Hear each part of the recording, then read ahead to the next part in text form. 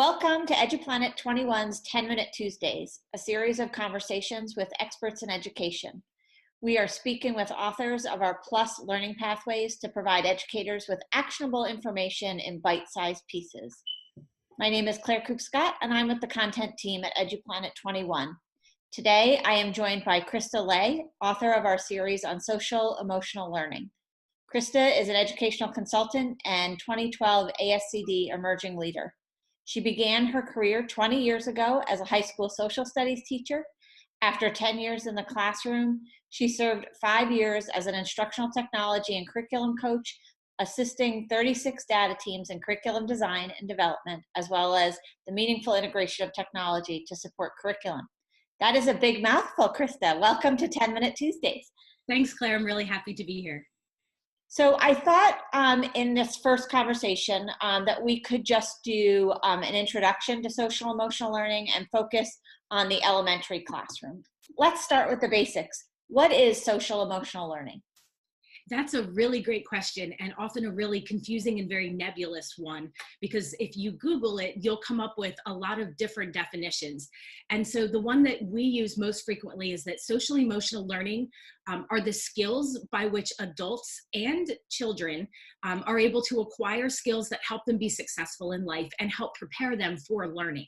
There are 5 main components of social emotional learning, and the first is having a self-awareness around your own emotions. And then the second part of that is how to manage those emotions. The third then is social awareness, which is, can you see those emotions in other people and recognize them, both verbally and non-verbally? So often that's compassion and empathy and care. The fourth part of social emotional learning is being able to maintain, will build and maintain pro-social relationships. And then the last piece is making responsible decisions. So I'm curious how you came to focus on this area with a background in social studies, instructional technology, and curriculum. When I started out as a teacher at the high school, I admit that in the first 2 years, I was really focused on the content. And I think that in my 12 years of working as a consultant, oftentimes when you talk to high school teachers and you say, what do you teach? They'll tell you, I teach social studies, or I teach math, or ELA. But when you talk to elementary and middle school teachers, they'll say, I teach kids. And so what kind of occurred to me is that, you know, while I used to call them young men and young women and young adults, they're still learning and developing. So oftentimes we say, well, why don't you know this already? Why don't you have this skill? But part of social emotional learning is that they're still working on developing those skills. And I think that while I was a teacher, I was also a coordinator for the SAP program, which was the Student Assistance Program. And that was a team of small group of teachers, administrators, counselors, the school nurse, and some outside resources. And we would work with students who are experiencing barriers to learning. So it could be drugs and alcohol, mental health.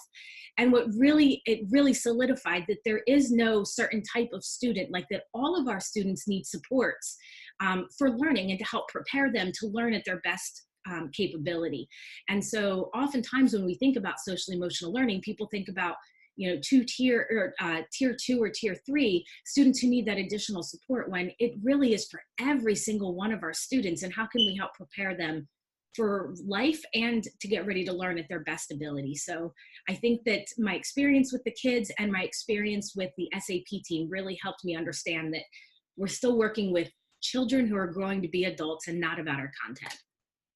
And why do you think that social emotional learning has become such a hot topic in the last 5 to 10 years? You hear a lot more about it now than you did 10, 15, 20 years ago. Yeah, and I think a lot of it has to do with the naming of it. So this idea of what social emotional learning is has been around for thousands of years, going back to the Greek time when they talked about moral education and character education.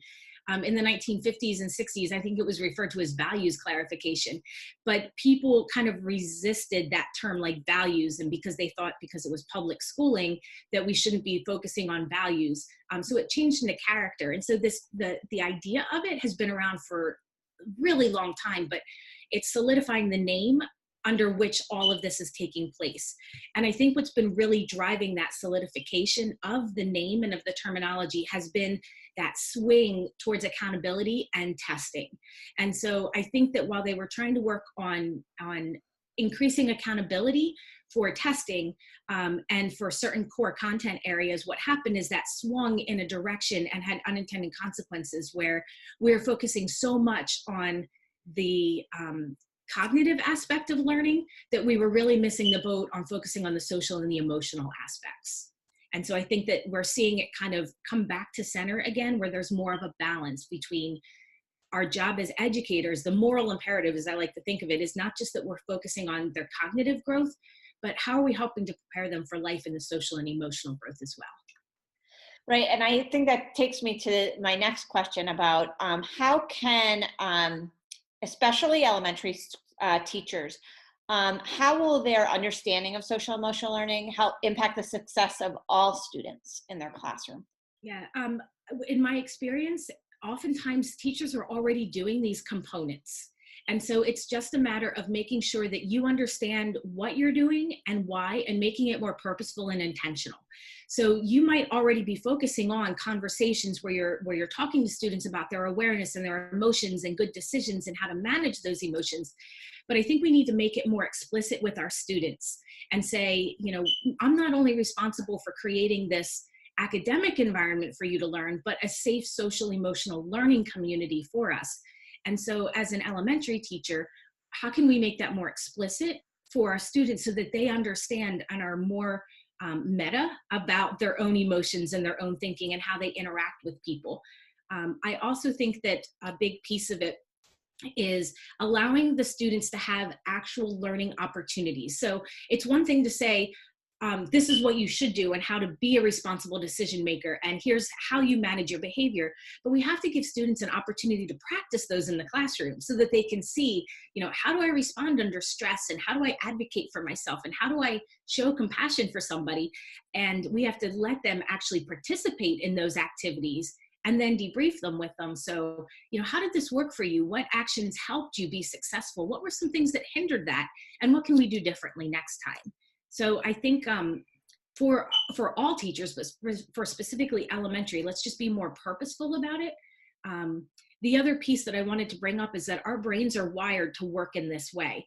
So your brain development started with your reptilian brain, which is in the back base here. And that's like your fight, your flight, your freezing part, where if you're hungry, you're cold, you're tired, you have to go to the bathroom. You're not going to be learning to your fullest potential because your brain is firing at those levels. And then over top of your reptilian brain is your limbic system, which is sometimes referred to as your puppy dog system. So am I feeling loved and accepted and valued? And if we don't have that safe social and emotional environment where kids feel like they're part of a community, they're also worried about that. And then over top of those two systems is our neocortex. So that's our higher level thinking skills, our language, our development, our decision making. And so oftentimes we try to push content down through the top, when what we really need to do is make sure that we're going from the bottom up, very much like Maslow's hierarchy. And so if we can take care of those social emotional needs, we'll have our students learning at their fullest capabilities. So one of the things we like to do in these conversations is give the teachers who are listening some tips.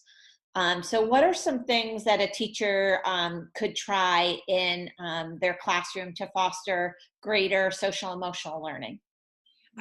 The first thing I would say is that just be aware that there are standards out there for social emotional learning. And if you go into the learning paths, they're divided up by those specific standards. So when teachers say, what does that actually look like and sound like and feel like in the classroom? Those learning targets and standards can really help you have an idea of what that would look like in your classroom. So feel free to go to the learning path and take a look at those standards. But I also think that one of the easiest ways for our teachers to be able to do this is to, when we have students working in groups, when we have them collaborating with each other, and we stop and we process the academic content, let's also take a couple minutes to process their social interactions and say, how did you contribute to the group? What process did you use as a group that helped you be successful? And what were some of those processes that hindered your growth? Because that's okay. We need to talk about this. And what did you need to do differently? So for instance, if you had a student that didn't contribute, maybe they could say, you know, and I would want to speak up, or I would invite somebody's information, you know, what are you thinking, and pull them into the conversation. Or if they got frustrated, how did you respond to that? And did you yell at somebody or withdraw? Or did you say, I'm a little bit frustrated and this is what I need to be part of this learning community. So I think we give up good opportunities to debrief just social interactions at the same time. The last thing I would suggest is that oftentimes in elementary schools, we have morning meetings where we group students up, we have them in circles, and they're great conversations. But what research has shown us is that if you integrate social emotional learning into the content, that's where you get the most, quote, bang for your buck. So if you have a morning meeting, how can you thread those conversations and those skills into content areas and refer back to them so that kids don't see it as an isolated time of their day, but they see it as an integrated part of the full day and part of their learning community. That's great, Krista. I appreciate the information. It's a lot for us to think about, and I'm looking forward to some further conversations that we can have for another 10-Minute Tuesday. Thanks for joining me today.